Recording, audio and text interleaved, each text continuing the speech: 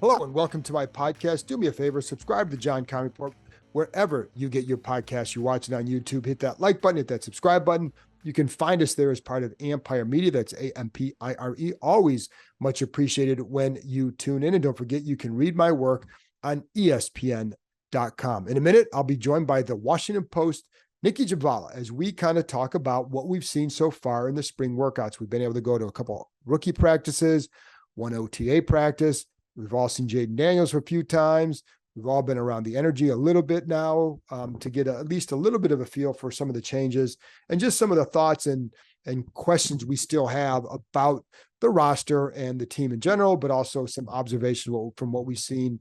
And so good talk with Nicki, as it always is. We did not talk a lot about the schedule at all, really about one little thing, because it had not come out yet when we recorded, but it has come out now. So I'm going to give you I'm sure you've seen it. And so you don't need me to tell you a whole lot about it. The things that have jumped out to me is, first of all, they have the 15th toughest schedule in the thing. And that's based on the one loss record from last year. It's an interesting stat, but don't know what it means because teams change over the course of a season. This team I would think is better than it was last year. So are they a 4-13 team now? No, I don't view them that way. How good they are, I don't know. Or how good they'll be, who knows? But the point is, those records change, and it's kind of hard to look at a game in May, look at a game 6 months from now and think, oh, that's going to be a tough game, because we don't know. Injuries are everything. And the whole thing with this team is like they've undergone so many changes that it's just hard to know what the heck they're going to do, which is why the season will be very interesting.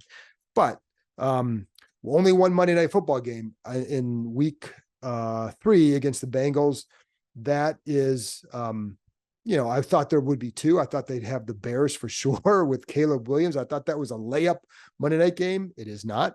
It is a regular 1:00 game in October. The Monday night game will be at Cincinnati because it's 2 LSU Heisman Trophy winning quarterbacks, Joe Burrow and Jayden Daniels. Some interesting quarterback matchups, which we already knew about because they're going to face Lamar Jackson. Look at in the first few weeks, you have Joe Burrow, then you have Kyler Murray, you have Lamar Jackson and Bryce Young, and Jayden Daniels talked about what he likes that Cliff Kingsbury did with Kyler Murray in Arizona. Then you have Lamar Jackson, the guy that he grew up really obviously liking quite a bit, and Bryce Young, who's a good friend of his. And then obviously Burrow with the LSU ties. That's pretty interesting. Anyways, then the other thing that, to be honest, kind of stinks is another December bye. It's 3. I don't know how this team has gotten 3 years in a row with a December bye. I think that's really unfortunate. And the one good thing for them is that they travel the fewest amount of miles of any team in the NFL this year. So I guess that's kind of an offset of that. But I think a December bye is very tough, especially, I think that's very tough. And to have it 3 years in a row is, to me, kind of ridiculous. But that's what it is. They also finish with very strong NFC East implications because 5 of their last 7 games are against NFC East teams, 6 of the last 7 against NFC foes. So if they're in the playoff hunt at all, which you would think at that point they would think they'd still would be at that point going into that stretch, that's going to make or break everything for them. So a lot of interesting things, but you can go to ESPN.com and you can see the schedule and deduce for yourself what it's like. And I think you'll be able to figure it out. So I don't like to make record predictions for a team in May based on what we see, because we haven't seen this team. There's so much to learn about this team, and just we've seen 3 practices and 1 with veterans, and that's it. So I'm not a big fan of record predictions in May or any time before. I'm not a fan of them at all, but you get the point. Anyway, the preseason games, they're playing. The first game is at the New York Jets, second game at the Miami Dolphins, and then home against the New England Patriots, and an NBC primetime game on August 25th, which I don't know why they're going to have that in primetime, because it's not like Drake May or Jayden Daniels. I wouldn't think they're going to play. So it might be Marcus Mariota against Jacoby Brissett. Lost my mindset for a minute. So anyways, that's it. Those are some nuggets from the schedule. I actually think that there's some decent stretches there. I don't think there's any. I think there's some tough stretches because you got the Bengals, Browns and Ravens in 3 out of 4 weeks. But I think there's some games that there it will be very interesting, and we'll see. We'll get into what they're going to do later in the year. So, but that schedule's out. Go check it out on ESPN.com. Here's my conversation with the Washington Post, Nicki Jhabvala. Well, Nicki, I'm having Nicki on. Nicki heard there was a youth movement out at Commander's facility, so she thought she'd bring her own little youth to the OTA practice on Tuesday. How did Julian's tryout go? I mean, I think he did pretty well. He showed him what he had. He felt confident going in. Really loved the feedback he got from the staff. No, he was great. He slept the whole time. It was great. It was ideal. So he's already sleeping through meetings. So I think there may be a fine for that later on. But I would say this from Art, he was very well behaved. So very good job. And it was good to see him as always. So anyways, but let's talk about the other youngsters that were out in the field. Yeah. And we'll talk about the veterans too, but let's start with the youngsters. And people have heard my opinion. I'm tired of talking. I want to hear your opinion and what you saw at the rookie minicamp first, what you saw from that group. Yeah, I mean, I think the thing I like the most, and I know everybody wants to hear about Jayden Daniels and how he looked throwing passes with no defense on air. But I really like the structure of these practices. They're always moving. They're using both fields. These are things that we did not see over the last 4 years here.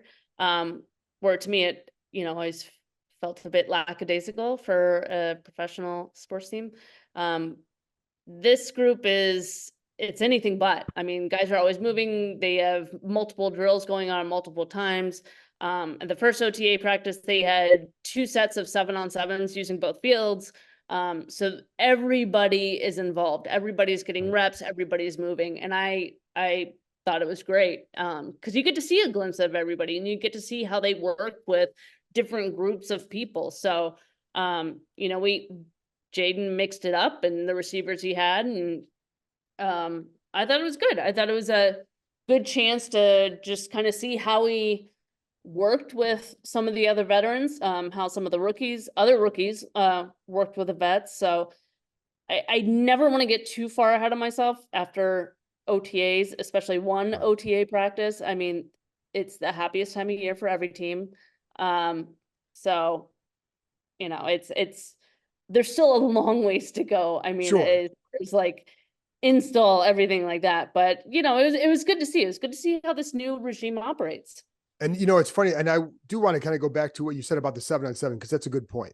And usually, so people listening, like in training camp, for example, if you had 7-on-7, you may have on one side of the field 7-on-7, the other side is O-line, D-line, some one-on-ones or things like that. And maybe on another field, you may have something else going on, but you don't usually see 2 7-on-7 groupings at once.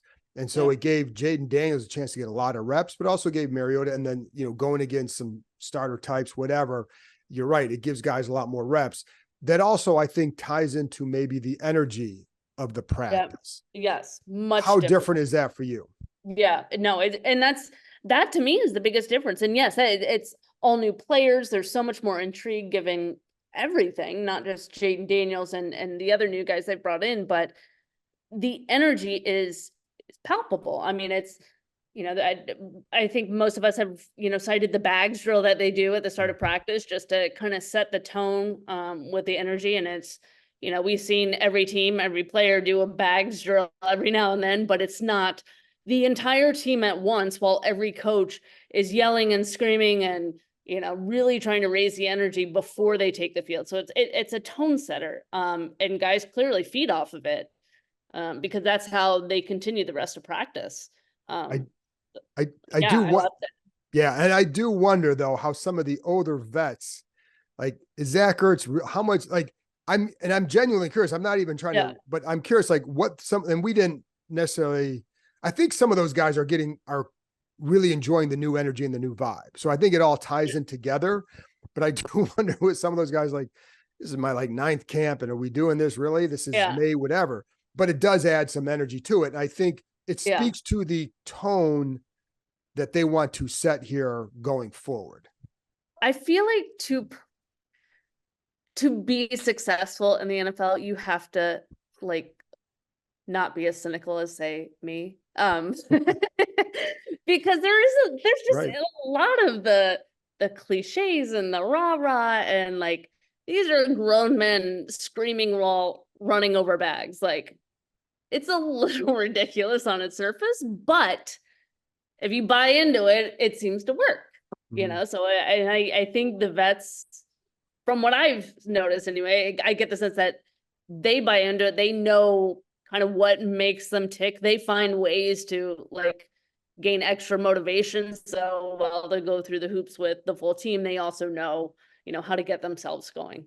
Right. And I think that other thing too is it goes back to the change. I think, if you're a John Allen or Terry McLaurin, now ultimately for a guy like McLaurin, it's going to be like, what kind of symmetry does he have with Jayden Daniels? Right.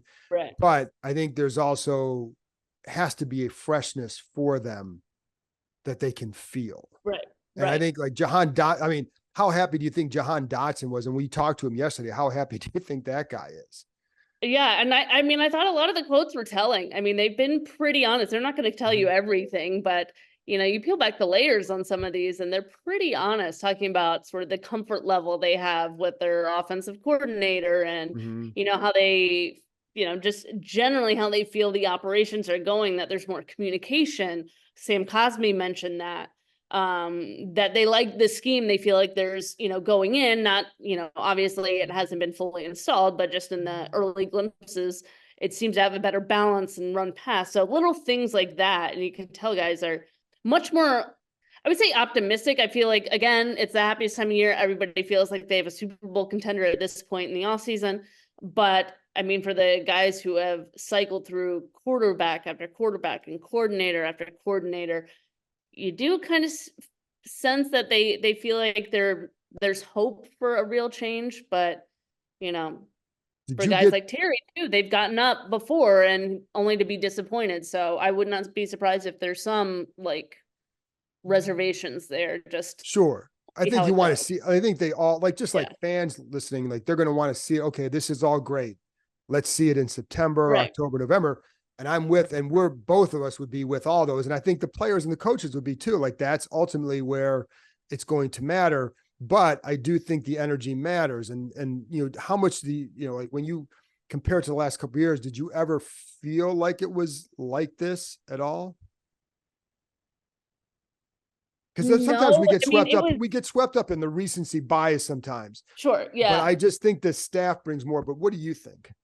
I mean, I felt like thinking back to last year, I think there was a good bit of optimism, largely because of the then perspective ownership change. I think Right. that kind of lifted a black cloud that had Sure. been hanging over the franchise for quite some time. 24 years. Um,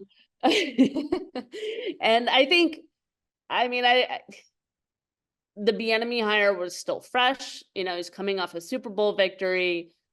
I think there was some optimism that he could rejuvenate the offense and Mhm. get things going. And this was pre-training camp where things started to be like, oh, maybe this isn't going so Right. well type vibes. But yeah, I think we thought this last year. Granted, I think there was more reservations, of course, about the quarterback. You know, Sam Howell, I think there was definitely intrigue, especially the year following with the way he played against the Cowboys. But there's a different feeling when you bring in a guy like Jayden Daniels. I mean, he's a number 2 overall pick for a reason. He's the best player in college football last year. So I think that changes the tone more than anything right now. Previously in the offseason, I would say it was, Adam Peters was the biggest. Right. Right. I would agree with that. But since you brought up Jayden Daniels, let's stick there for a minute. I Because shocked you like to talk and about the quarterback. but he is the number one reason. No, I shouldn't say number. Well, he's a huge reason why this team is intriguing, if nothing else, right? I would And say he's the number one. yes, okay, thank you. So Yeah. right, without a doubt, right, okay. Yeah. So, but I'm curious, like what you saw from him. We're out there Tuesday. We're out there for the rookie mini camp. What are some of the things that you've learned or seen from him over those couple of days? Yeah. I mean, he's got like, it's got a great ball. There's no doubt about that. I Mhm. mean, I you have to remember these guys are thrown to receivers who are facing no defenders. But I mean, he's got a beautiful release. The velocity is incredible. Accuracy, very noticeable. Mobility, very noticeable. He's not nearly as thin as I was sort of anticipating, because it's hard to tell when they're in uniforms during the college season. Now, granted, the bar is set pretty low in Washington, having seen Emmanuel Forbes come in last year. So, but he's not as slight as I thought. I still think he needs to put on a good bit to maintain himself in the NFL. It's a different ballgame. But I thought he looked good. It seemed like his rapport with Kingsbury was really good. I liked how involved Kingsbury was with the quarterbacks. He stayed pretty much exclusively with the quarterbacks in these couple of practices we've watched, from minicamp to OTAs. He seems coachable. He seems to take to the coaching. Seems like he has a good rapport with other teammates based on what the guys have said, just seeing them on the field. So I think those are all great things. And I don't know that you could really gain much more from these practices just yet. I think as they kind of build on, they continue to install and really ramp up competition elsewhere. There's no quarterback competition. Anybody that says there's a quarterback competition, please don't ever say that. But, I think the more they continue to build on these workouts and practices, we'll see more and more. But yeah, I think the early glimpses are very good. But Mariota was working when the Stop it. I'm gonna hit the leave button on this. But the other thing too that to me jumps out is, and I think it was Ben Sinnott talked about this, the personality, constantly smiling and all that. And I don't know. I mean, listen, ultimately you're a leader by your actions and all that, but it does seem like he has a personality that people warm up to him. Yeah. And I think that's a good thing for a leader. And there's different ways of leadership, but I think that to me has jumped out too. When you watch him, there seems to be maybe a little bit of an energy that comes from that sort of demeanor. Yeah. You think? I mean, we've had 2 press conferences with this kid. He looks comfortable out there. He looks confident, but he doesn't come off, at least to me, in the, again, few times we've seen him. Right. He doesn't come off as cocky. He seems like he gets along with pretty much everybody out there. And that's one of the things he did say, kind of prided himself on, is he can do that. We'll see as it goes on throughout camp and everything with the vets. I mean, yesterday was literally their first workout with the vets. So, and it was like, not even an hour and a half, I want to say, but it does, you do get the sense that he feels comfortable being out there. He understands the spotlight. And yeah, I mean, as they install more, we'll see just how comfortable he is with the terminology, the playbook, command of the huddle, etc. As we move into the spring, who are some of the guys that you're maybe most, aside from Daniels and his development, because that's going to be in every practice and we're going to talk about that. Sure. But who are some of the other guys as far as like their development or just their progress that you are, or for whatever reason you're interested in seeing? Rookie or vet, or just rookies? Doesn't matter. Yeah. Wide open choice here, Nicki. Yeah. I mean, I'll say the entire linebacking core, but primarily Frankie Louvu and Bobby Wagner. I like watching the interactions between Bobby Wagner and other guys, other veterans, other rookies. And Sam Cosme brought this up too about, interactions where Bobby Wagner will tell him, he can call out. Cosme cited this, like, he was in a 3-point stance and Bobby Wagner called out that he's pulling, and Cosme's like, how the heck did you know that? I was trying to disguise that. And Bobby explained how he was tipping his, what he was going to do. So little interactions like that, you can see him kind of going up and talking to some of the younger guys, or even the vets, Frankie Louvu, trying to, gain some knowledge from him. To me, that's really interesting. And then Louvu himself, just because, he had a heck of a season in Carolina. He was their top free agent signing, and that's been a position of need for years for them. So I think he's their most intriguing free agent signing. That's just my opinion. Purely subjective. I just think he could. He's the one that was signed to a longer term deal to be a sort of a staple of that defense. In his prime, I think he could really have a significant impact on the defense. if all goes well, of course. And then as far as like rookies, I mean, I'm intrigued by Luke McCaffrey. I'm sorry. Like I think I agree with Kingsbury. I think his story is phenomenal. Right. I mean, of course he's McCaffrey, he's got exceptional genes. It's ridiculous. Save some for the rest of us. But the guy he played quarterback at Nebraska and in 2 years gets drafted in the NFL as a receiver, which, a lot of people change positions. Not everybody can play each to that level.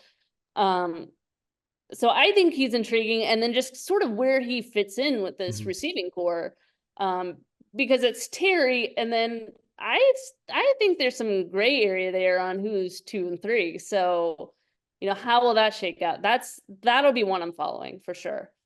Well, and to me, McCaffrey's intriguing. I know, listen, he wasn't drafted in the 3rd round because of his name. Like, right. You don't get drafted that high at that. Somebody's got, now you say, okay, he's this, we see this, and we know the family he comes from and we know what they've done.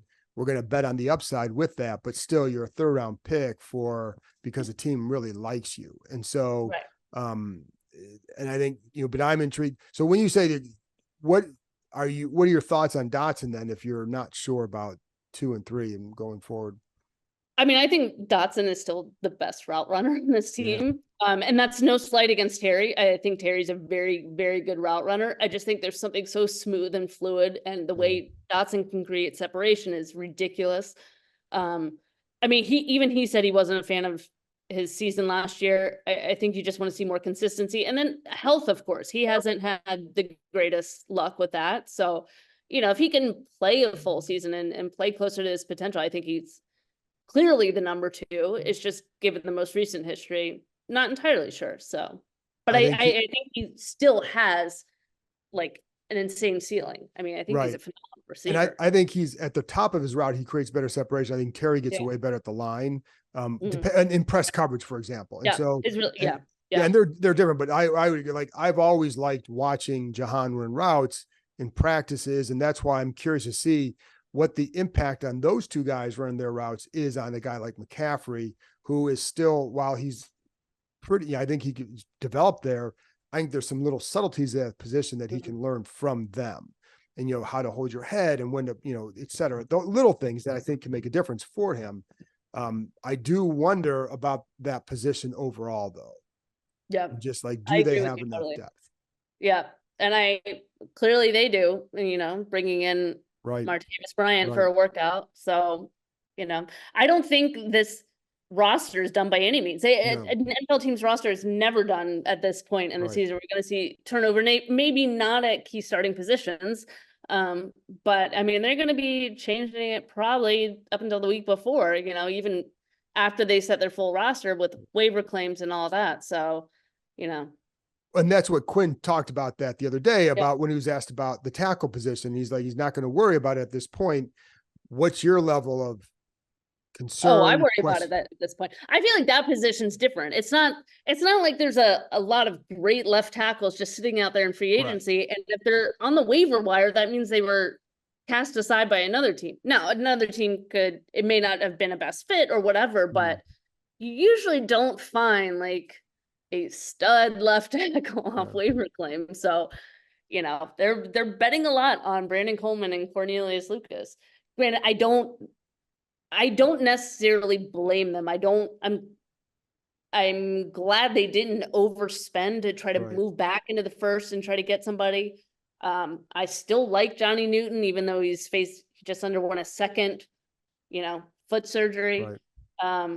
So, you can't fix it all in 1 year. No. And I also wonder, I'm sure from a fan perspective, you'd probably feel a little bit better if there was a guy who's been a full-time starter at that position versus a guy who's been a backup and a guy who's been a rookie who's never played. And then Wiley on the right side, who had his own struggles last year. So, I think that's why I wonder, will there be a starting quality tackle that becomes available, and what would they do? And I know there's like Donovan Smith's out there, but he's still, 2 teams now in the last 2 years. So they've decided they want to move on from him for whatever, a lot of penalties with him. But that's the one I'm watching too, is would something happen there? And does somebody become available that tempts them? Because clearly right now, nobody has. Yeah. You That's don't the want one. Jayden Daniels to get killed by week 4. I No, mean, no. saw the number of hits Sam Howell took, and yes, some of them were on Sam Howell. Right. But, you can't have that. And I think the one thing too, because listen, you can do things to help the offensive line. At some point, they're going to have to line up one-on-one and make your blocks. Do you have confidence they can do that? You can only do so much. But I do wonder if you can strengthen the interior, which I think with Biotish and Allegretti, I think they have at the left guard, but we don't know for sure. Cosme, I thought, did really well. So if you strengthen that, maybe you create some gaps for the kid to run through. And then, and so, but that's not the ideal way to help him. That, so you do have to get that guy. Like Coleman is going to be one that is going to be, to me, a very much one under the microscope for a 3rd round pick. Yeah. And I no longer believe anybody when they say we can help the line with extra protection. No, stop it. Like, I mean, how many times did we hear that last year? Well, we did. There were a lot of things going on last year, but it didn't work. That should never be your solution for the, we can just give them some extra. No. And the funny thing is, even in that Giants game up in New York, it took a half to get to that point. I know. And by that point, Giants game and the Bears game was just mind-numbing. Correct. And that's, and that's where I say, like, there are things you can do to help. You can run the ball more. You can do some things with a tight end. You can create some motion or movements to sometimes fool them or slow the rush, play action, whatever. But eventually you've got to get solid play. And it doesn't have to be at this point. You're not going to, Pro Bowl play, you're not going to get, but if you can get solid, consistent play, you can build on that. And but are you going to find that on the waiver claim? I think it's going to be hard. I mean, who's giving up a reliable, consistent left tackle? Like, they're even not if he's right. Not your starter, Exactly. I know. Up? Like, and you're getting, like, in no disrespect to Cornelius Lucas, I think he's been good in spurts. I just don't think he's been good enough consistently to be viewed as that long-term solution. Correct. But I think you generally get more of that caliber player on the waiver wire, and that's right. And unless the only thing, and you kind of look through like the teams that drafted tackles, even those teams, there aren't a lot where you'd say, okay, this guy could come free, because in some cases, like, and I had this written down somewhere in my office, but I don't know where it is, because I looked at the list, like there's very few choices that will become available. Like, cause like Charles Leno became available at a certain point in the spring a few years ago, and he was at least a consistent left tackle and a guy who has started and know how to play and, et cetera. So I think, but those guys are hard to find. That doesn't happen very often. Like the Jets drafted a tackle and they signed Tyler Smith and Moses, but they're not getting rid of one of those guys. So, that's where it's going to become hard. And so that's one to certainly monitors how he develops. And then, a guy like Emmanuel Forbes and St. Juste, how do they develop in a new defense? Those are two other ones that I'm watching. Right. So, I don't know. Do you have any thoughts on them?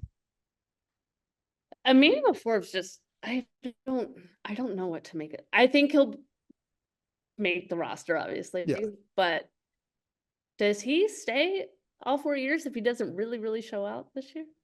No, I don't think so. Does he immediately start this year? Does he start this? He does not immediately start. There's no way they could do that. Just because after this year he had, I don't know how you could do that. You've got to see more from him. And I mean, what do you think the impact on the coaching change will be on those two in particular?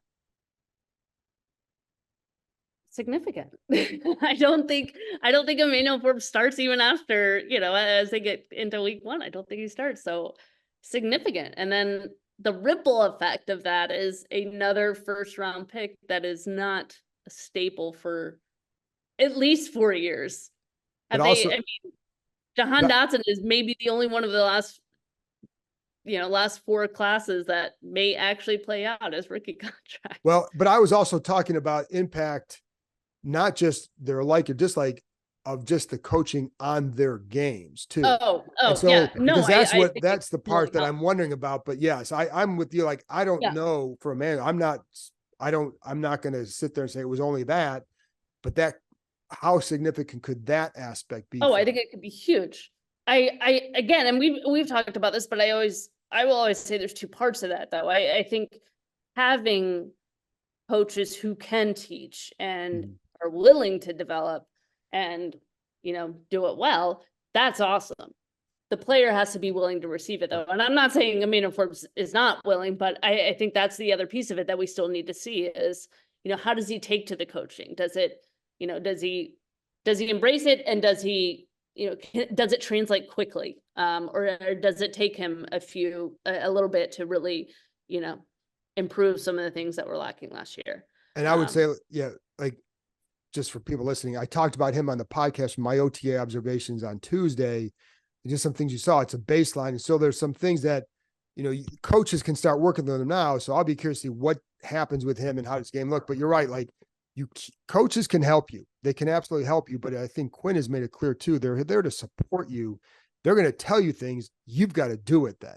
And they're not on the field with you. So coaching can only take you so far. Right. Right. So, and that's the other thing. Any other early observations from any of the little that we've been able to see? Any players that jump out to you at all? I think Tyler Biotish could be really good in the middle. I know you kind of touched on him a bit. I think he could be really good. He's fun to watch in practice. Why is that? Just the energy. I mean, I think he's a really good player too, Right. But I just think the energy. I think he could kind of be that guy that you look to as sort of him and Cosme as sort of the anchors of that line. So I'm intrigued by that. I think Allegretti could be fun. Ton of energy there. I think that's another intriguing one. And like that signing, you look at the numbers they gave him, not typically a starter level pay. So he said he really wants to earn his way to the starting role, but we'll see. Kind of in that in between where like it's a low price starter or a higher price backup. Right. It's an earn it role in my mind. Like you got to earn that starting role. And I think he can. So we'll see. And I think, I agree with you. How important with that, when you were in the Cosme scrum yesterday. Mm-hmm. So what do you sense from him? Because at the end of the year, I'm not sure anybody was more annoyed. Yeah, he's pretty beside himself. Yeah. He was, I would say, pissed off. Yeah. So that's a better phrase. Yeah. How did he seem to you yesterday? Because I was in, I think, with Jahan Dotson at the same time. Very optimistic, very relieved, very optimistic. I think he likes all the changes that he's seen so far. Again, talking about that run pass balance, he was another one that wished they had run the ball out more, which I think everybody wanted. But he was a strong proponent of that, especially for the guys up front. I mean, they made it so much harder for that line. So yeah, I think he likes the things this new regime has done. He feels like there's more. This was another thing multiple players said, not just Cosme, how he feels like there's more of a culture of accountability, which many players last year cited was kind of missing from the top down. So I thought that was notable, of, players holding each other accountable more. I thought it was a much different tone from him. And I think he's one who's becoming, much like Terry, is a really good gauge of kind of where things truly are at with the team. As much as anybody. Yeah. I mean, a very smart guy, very in tune with the rest of the locker room, and very honest about kind of how things are going, where things stand. So yeah, I really key in on what him and Terry say. And it's funny because the accountability stuff, I mean, it only takes a few players to come in to help change that. Right. I go back to Wagner on that one. Exactly. Yeah. And I think that's exactly what they thought too. I mean, he's a big one for that. So all right. Ertz too, I think could play a significant role there. So all right, last thing, and as we're taping this, the schedule comes out after we talk. But I am curious, is there, because we already know the games are playing, is there a game that forget when, but I don't know if maybe it depends on when, like if they play Chicago early versus late, but is there a game Yeah. or two that you're like, just more curious to see because for whatever reason? I'd say Chicago definitely. That game last season was such a turning point in their season. They should have absolutely won that game, and they got demolished by, one of the worst teams in football. Well, Chicago looks a bit different now. With Caleb Williams, so it'll be a number 1 and number 2 in the draft going off against each other, and Montez Sweat be the first meeting. Montez was still in Washington when they last played the Bears, so that will be interesting. So that's one that I definitely have circled. I mean, I'm also really intrigued by the Ravens game just to see. I mean, just hearing Jayden Daniels, how he's idolized Lamar Jackson, just seeing those two, there's some similarities. I never want to like compare anybody to Lamar Jackson. I think he's an exceptional talent on his own right. So, but that could be a really fun game just to see those two go head to head. I think it could be a lot of fun. And it's funny because Lamar it's hard to you don't get better than him for a quarterback that can run. Right. But I also think Jayden was a better passer in college. Than Lamar was. And so I'll be curious to see them on the same field and just how it looks. And I know they're different points of their career, but I think it could be a lot of fun. So yeah, definitely. So anything else, anything else you're looking for over the next couple of weeks? No. All right. Well, there you go. No, I appreciate the closing thoughts. Yeah. I'm really insightful today. There isn't, like, as you know, and I mean, there you go. So, but there's only so much you can glean, but to me, this is always like just a base measurement, and then see where things are at in the summer. And it's going to take a while before we really see how things shape up and to know what they might do. And even then, like, as I'll be curious, like, do they get a joint practice? And if so, against who? And what does that reveal? But it's so hard to always gauge what's going to happen. So anyways, Nicki, that's it. I appreciate it. I appreciate it. Always enjoying the whole time. He did sleep the whole, well, I don't know if is that good or bad. We put him to sleep. I hope not. So he's probably just tired after attending practice yesterday. And you should have had him like kind of do some 40-yard dashes where you got him in his little shoes and stuff. So I know. Next time you got to ease him up, ramp him up, There you go. Thanks, Nicki. Of course.